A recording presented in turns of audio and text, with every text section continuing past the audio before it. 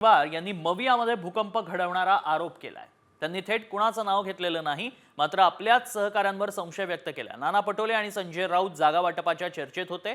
जागा वाटपाचा तिढा 2 दिवसात सुटला असता तर 18 दिवस प्रचारासाठी प्लॅनिंगसाठी मिळाले असते। आम्ही कुठलंही प्लॅनिंग करू शकलेलो नाही। या घोळामागे षडयंत्र होतं का असा सवाल वडेट्टीवारांनी केलाय।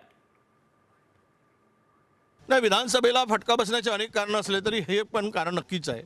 20 दिवस आम्ही जागेंचा घोर ठेवला। नाना पटोले आणि संजय राऊत हे 2 प्रमुख नेते त्या ठिकाणी होते, त्यामध्ये आम्ही होतो। आम्ही कुठलंही प्लॅनिंग करू शकलो नाही। आम्हाला कुठलंही प्लॅनिंग करता आलं नाही।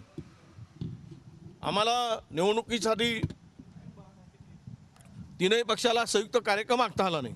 हे एक मुख्य कारण आहे की जागा वाटपांचा घोळ आणि घालवलेला वेळ याचाही फटका नक्की बसलेला आहे। वेळ घालवण्यामध्ये कुठं काही षडयंत्र प्लॅनिंग होतं का अशी शंका घेण्यास हरकत नाही।